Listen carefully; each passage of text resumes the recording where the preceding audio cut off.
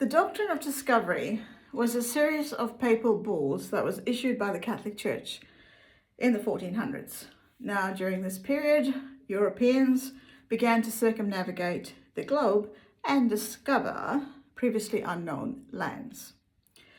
Because the Catholic Church was the single most authority, church and state, it had to adopt these laws in order to give the explorers the permission to exploit these lands and to take ownership of them, despite the fact that these lands were already occupied. So the basis of the Doctrine of Discovery then was to declare that these lands, Terra Nullius, uninhabited, empty, void of human beings. And this was simply because they were not Catholic. So once these people were occupied under these papal bulls, the indigenous populations were given the right to remain on the land, but they were never again given ownership of the land. More edicts followed, and in 1452, Pope Nicholas V took it one step further and reduced the non-Catholic populations to slavery. So the indigenous populations then not only lost their land, but now they'd actually lost their freedom. Over the years, the Doctrine of Discovery shifted from under the realms of the Catholic Church and became international law, especially United States law.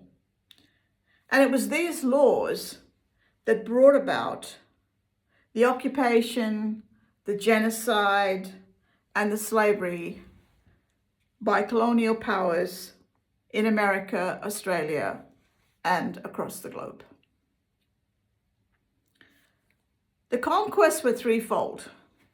It was about gold, it was about God, and it was about glory. The gold we know and understand because these lands were extremely rich in natural resources that the Europeans wanted. God, of course, was blamed for being the instigator of taking the gospel to all the world. Jesus did say that. He told his disciples, he said, take this gospel into all the world, preach the gospel.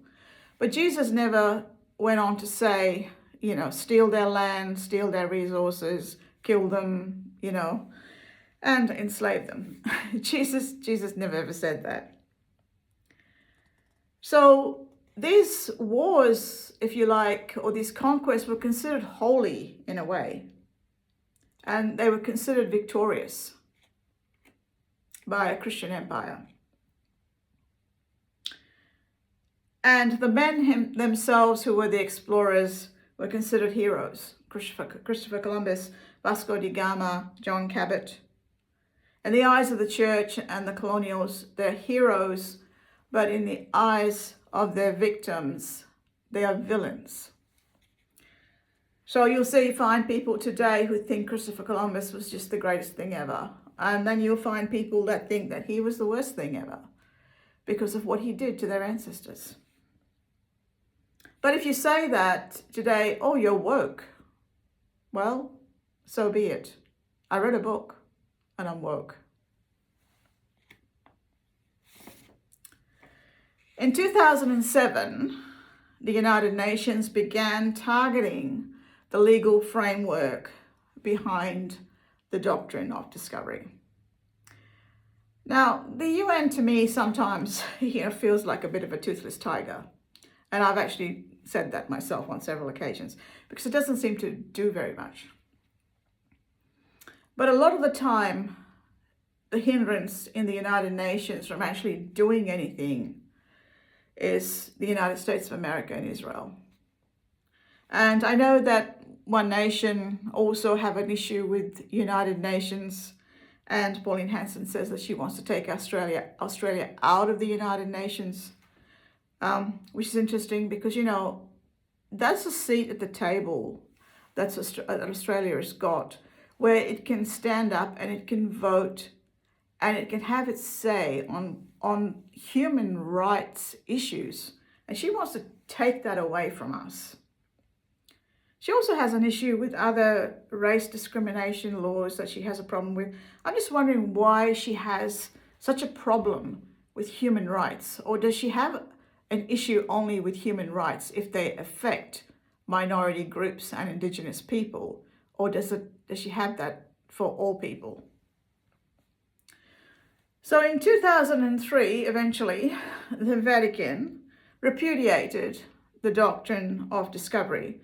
And they not only just repudiated it, but they actually said that it was an edict that was quite innocent, and it was manipulated, and it was taken out of context, and it was exploited by the colonial powers. So it wasn't us, it was them. So the regions of the world that were exploited were the United States of America, Canada, Mexico, Central America, South America, the Caribbean, Australia, New Zealand, Pacific Island nations, Africa, West Africa, Central Africa, Southern and Eastern Africa, Southern and Eastern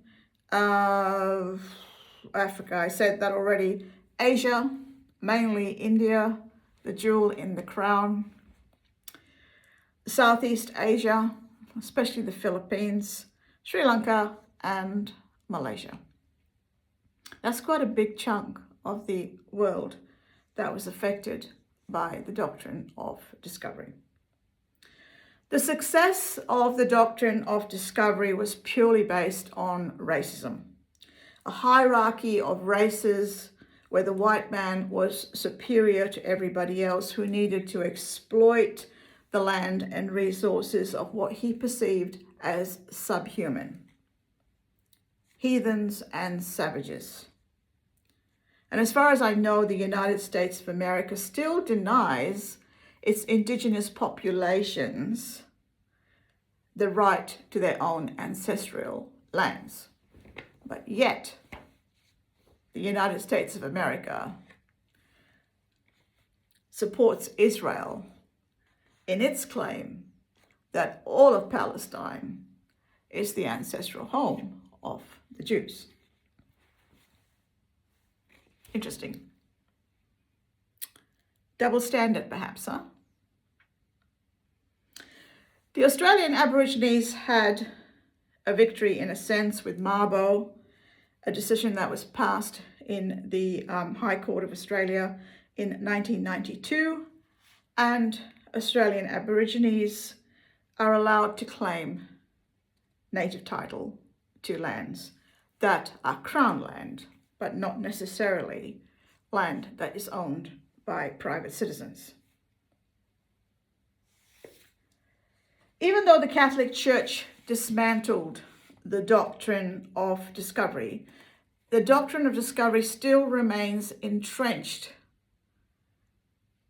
in state and property laws in many countries in the world, especially in the United States of America. The doctrine of discovery affected hundreds of millions of Indigenous people, hundreds of millions of Indigenous people across the globe. The suffering of it inflicted on non-European people lasted 500 years and still remains a source of intense pain and anguish for billions of people.